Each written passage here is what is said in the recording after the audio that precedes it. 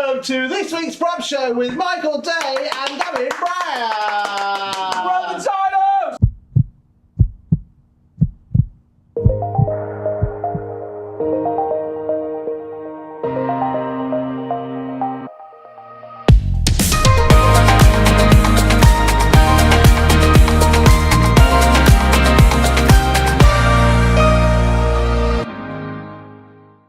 Hello Internet, welcome again. Monday, shalom. Hello. Who have we got with us today, Chris? Well, Michael, introduce yourself, but very quickly, because we had someone on the show that basically spent 10 minutes telling their video life story.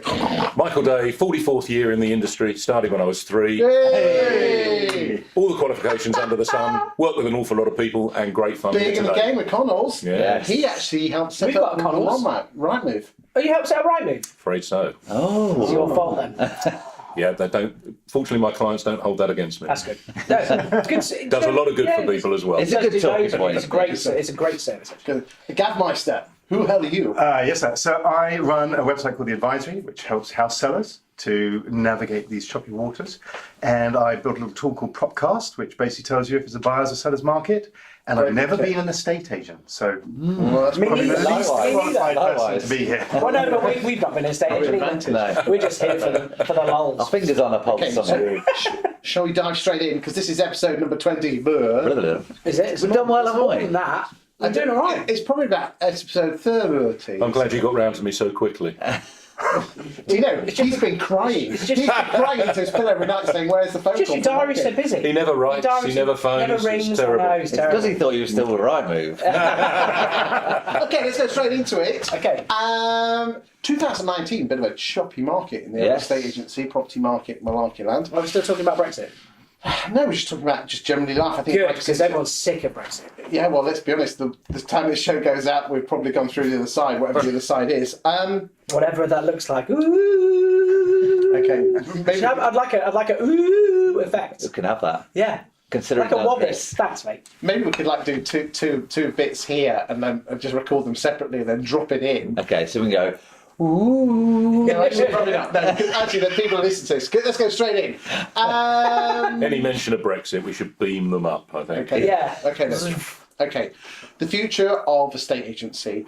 25% of firms are going to be closing down in the next couple of years. That is what you have predicted, Michael. Wow. Talk That's, to us. And you've got form with predicting big things, haven't you? Before we came in here, you were talking about your masters that you wrote many years ago, but pretty much got the market bob on that long ago. I think So crystal our- balls. It's. his surname's now Nostradamus. I think 25%. Yeah, I think we will see a cull of 25%. Not necessarily 25% of companies, Yeah. but certainly 25% of, let's call them outlets, Of branches. branches, Yeah. back bedrooms, whatever it might be. Is that going to be independents, corporates, a mix of both? It's going to clearly be a mixture of both. We're already seeing some of the corporates take, Well, take look some big at decisions. LSL, 25% of their branches. So Well, Humberts took them all off, didn't they? the reality is that the market has grown up. The market has shrunk in terms of the number of transactions. Yeah. Although it doesn't change that much. And there's just too many players. Speaking of that, chasing Stato. too small a pool. What are the numbers? Stato, what's the numbers?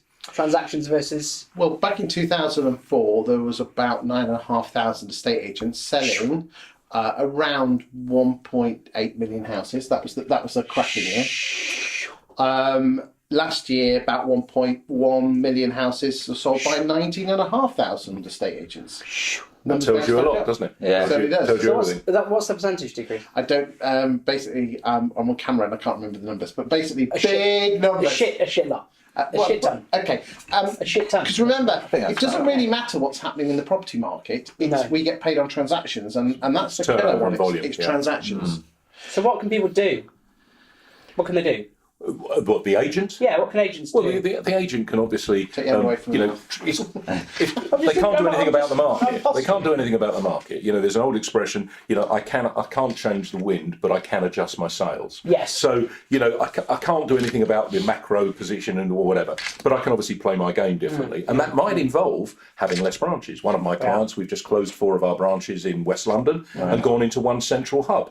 Clever. So there's different things that people can do, and a lot of agents have grown up over the last 20 years or whatever, and have put an office in every high street. So every in for example, Greater London or one of the conurbations, every stop on the tube line, they've got an office. Yeah. Well, that's fine when there's huge volume, but as soon as the volume starts, the territory that each one has got is less and less and less. So they're fishing in a smaller pond. Do you think there's still a place though for a high street office? Do you think it's important? Do you think there is still that passing trade? What are your thoughts? I don't think it's so much about passing trade as it was. I mean, and all the evidence shows that footfall in high streets is not what it was. Yeah.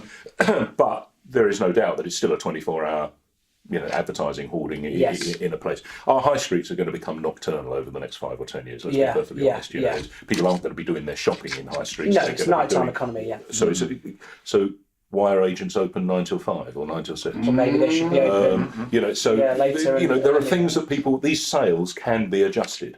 Okay. Do I think there's a place for the high street agents? Yes, but less so. Do I think it's crucial to have a high street office? Much less so than it was before.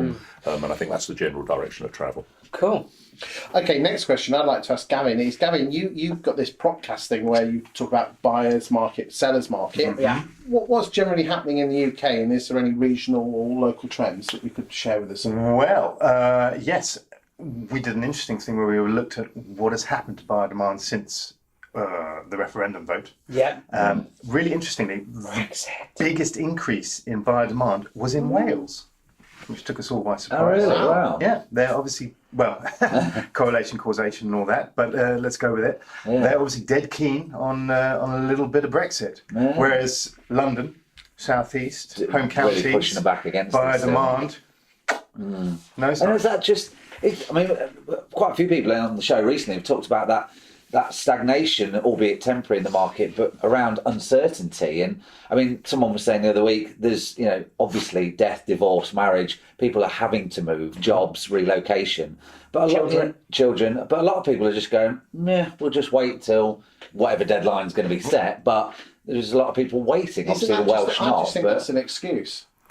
Well, people have to move because they have to move, and any excuse not to move. I mean, or then are we moving less? As human beings. That's what they say. All the stats say we are, and the average house move now is pushing 20 every 20 years now. For years and years, everybody spoke about it as a 7-year cycle. It's now nearly 3 times that. Yeah. Now that's obviously a combination of factors, affordability being one, supply another, etc., etc. Growing population, supply not growing at the same level, etc. And of course the cost of moving is so significant with stamp duty and whatever that you might spend £100,000 on moving. Well, you could build a hell of an extension on your house, for example, for £100,000. So there's a combination of these factors, but all markets dislike uncertainty. Financial markets, property market. So anything that is uncertain, which is where we are perhaps at this moment in time, and people sit on their hands. Any particular interesting towns that book their regional trends? No. And this is not pre-recorded. Well, no, but then that's So what it's does that regionally show then? based. So London's doing its own thing. South East is basically following London on their coattails, and then as you go further north, The Midlands is particularly strong at the moment. Is it right? Yeah. you get which way we're from. Of course it is. Of course it is. I suppose the one that is bucking the trend, I guess, is the very far northeast. That in context of the rest of the north, where there is still quite decent buyer demand, that one has dropped.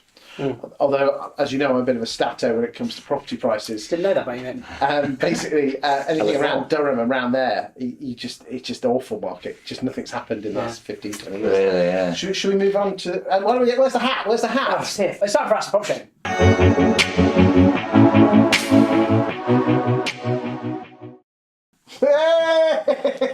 Okay. So, Fez, The hat. Guinea's t-shirt. Have you seen... I don't know if you've seen that. Fez, Guinea's t-shirt. It's a Monday. It's a Monday. Really moves as well. Thanks, mate. I don't mind too. I was going to say. Very great, I'm keeping my jacket on. It's good living, mate. It's good living. It's good living. Good for us. Is the future of estate agency commoditised? That's the question on the Is it board. going to be commoditised? Is it going to be commoditised? Who would you like to angle this at? I'm going to start with the Mike Meister. Go on, Mike. Okay. Go on, Mike. It's moved that way, obviously.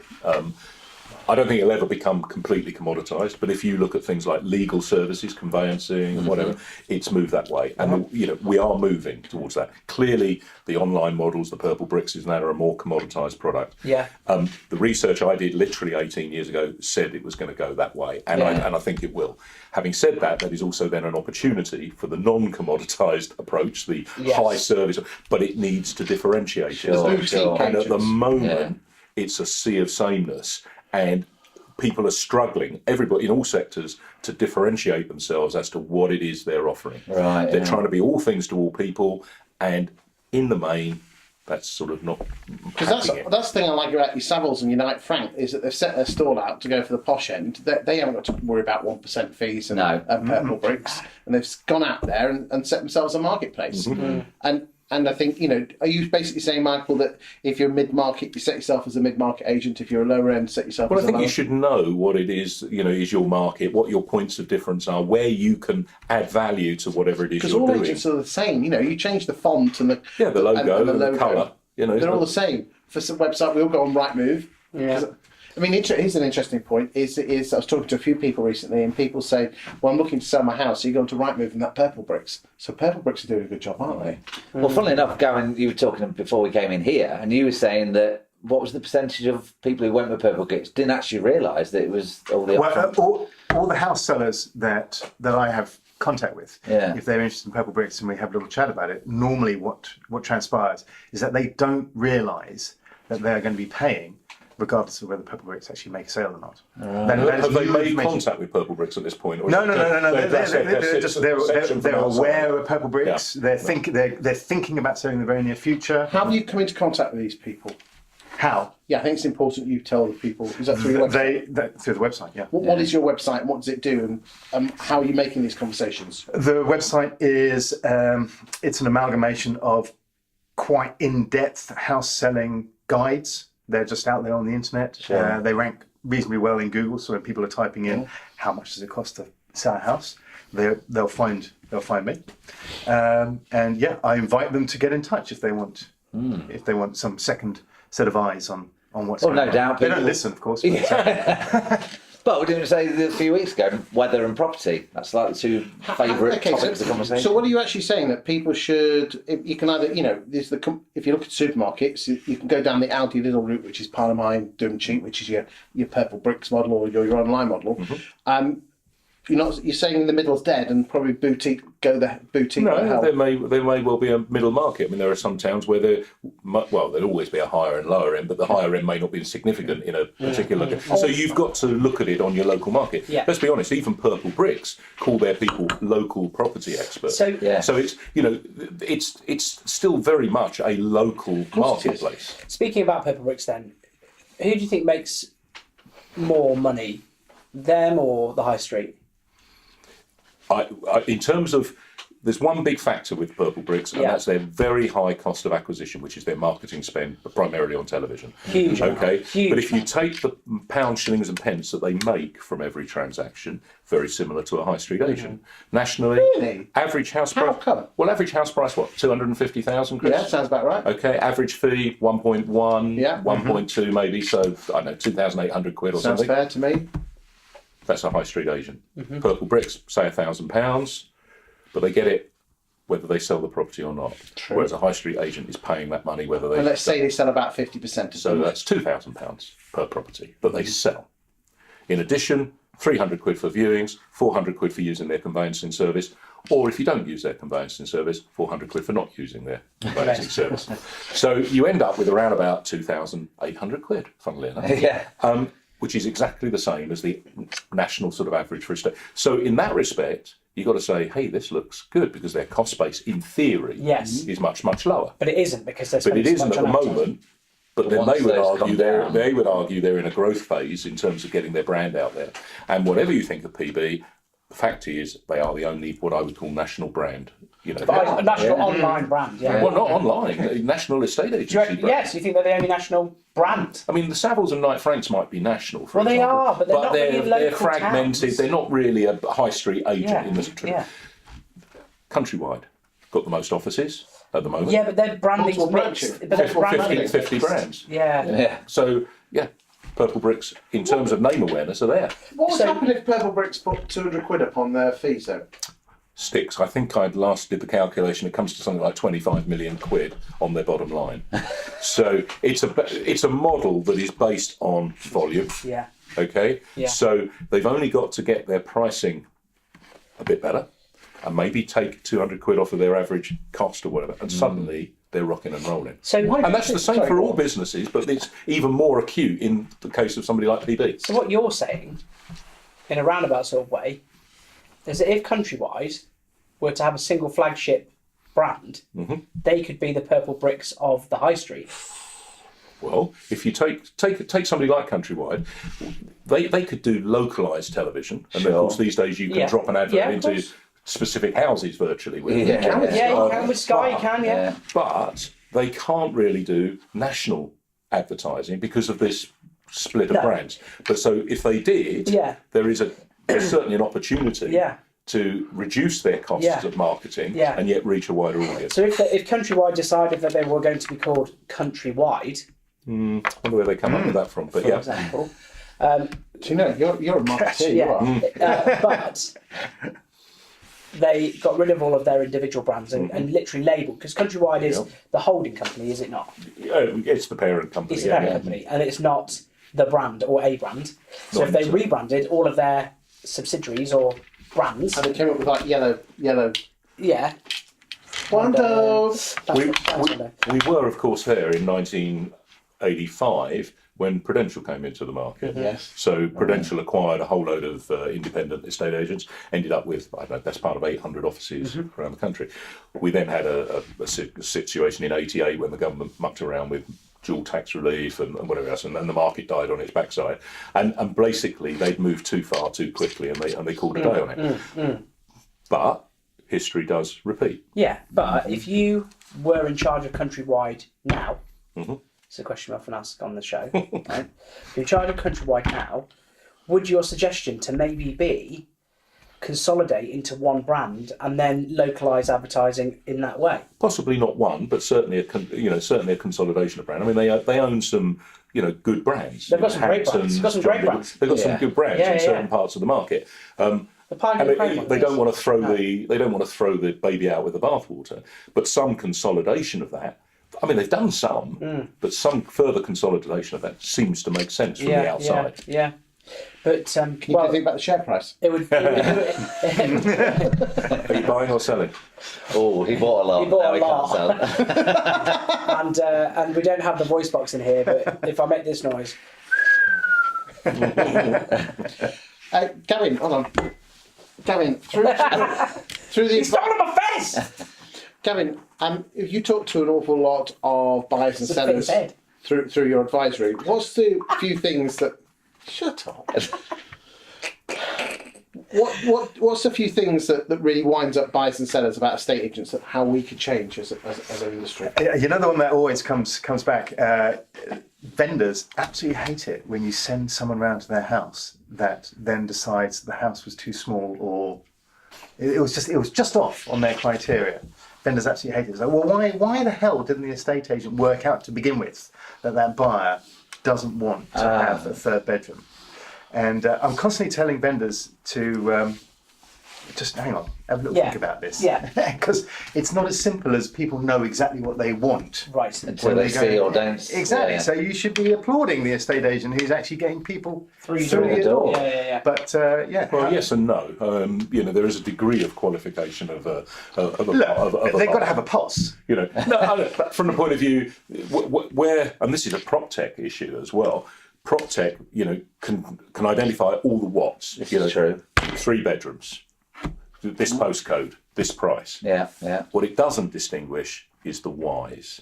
So somebody who might tell you say the wives. No, it doesn't distinguish that. The garden's not quite big enough. Love. We can't buy this. What it doesn't do is somebody might say, I want a 3-bedroom house. Yeah. Okay, but the reason they want a 3-bedroom house is actually they work from home. Yeah. So they actually want one of the bedrooms as an office. Yeah. So they will possibly end up buying a 2-bedroom house that happens to have, I don't know, a shed at the end of the garden that can be used as an office. Or a downstairs space. Yeah. Any of these sort of things. Loads of different combinations. I remember a guy wanted a big back garden, and he ended up buying a house with a small back garden. You think, bloody idiot, didn't know what he wanted.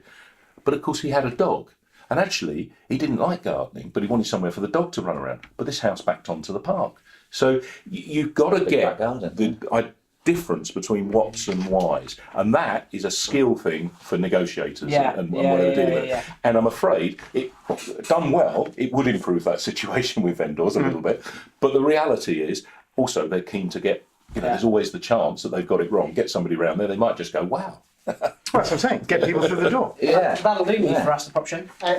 Right. What's the next question? I think we should cut live to a man on the ground. Oh, Steve. Yeah. Steve, what are you saying about North London? Steve says the market is good. Thanks, Steve. Cheers, Steve. Cheers, Steve. We're going to mention our show sponsors. So thanks, Wando, for Big glasses these. Gavin and the Big M are going to take these away. Okay, and have them in the car. The sun's out now, it's so spring. let's sing the song. Wando. Okay. Okay, so thanks for that. And cheers to Wando for the socks. Oh, Yeah. pink, green, new socks. Yeah. Ooh. Okay. Thanks, Yomdale. Sponsored for the princely sum of £0. £0 a pence. Although we realised the other day that these are not as loud, strangely, as Andy's from Yomdale shirts. Who are, Also loud. Yes. A big shout out to Tottenham Hotspur. Thanks, Tottenham Hotspur, for being amazing. No, Yeah, Tottenham. Okay.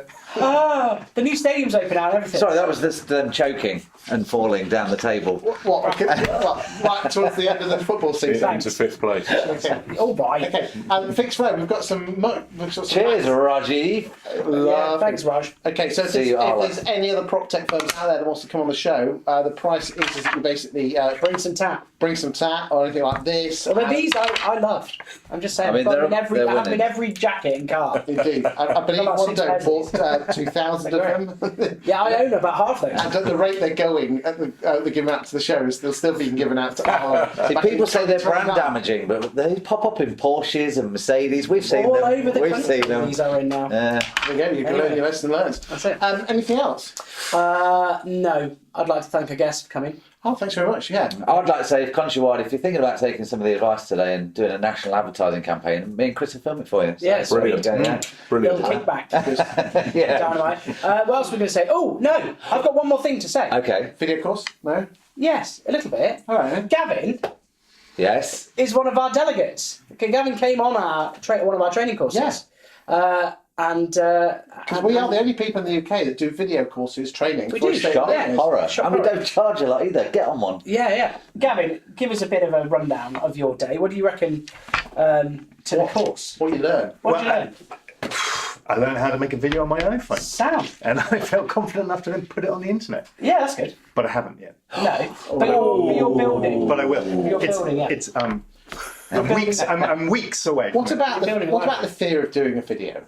Does that play on your mind? Be honest. Yeah, a little bit. No one's listening. No one's watching. No, of course, a little bit. But I think the way that the course is laid out, it shows that video doesn't have to be a hassle. You can make it very, very quickly. Yeah. So you can get in a lot of practice until you are not just terrible. Yes. And maybe you won't make Yeah. people's eyes bleed. Look at Chris. Yeah, well, Exactly. exactly. My first ones, they were truly atrocious, and they still are. Hey! But I'll tell you what we're going to do. We're going to drop in here a little roundup of our latest training course, which was in London, just so you can see a bit more of what it's all about. So let's have a quick look.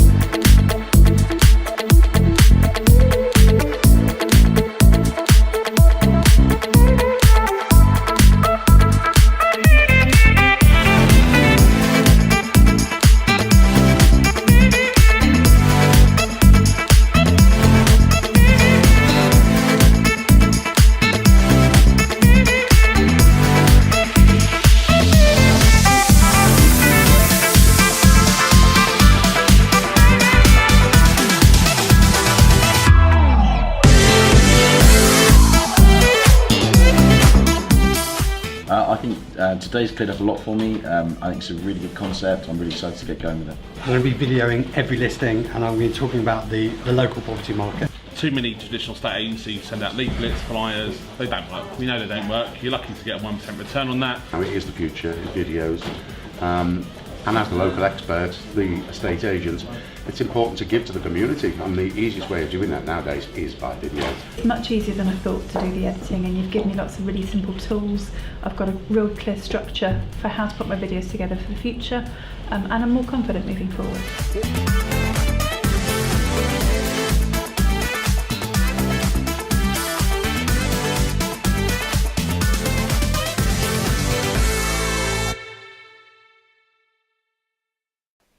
That was fun. A few beers.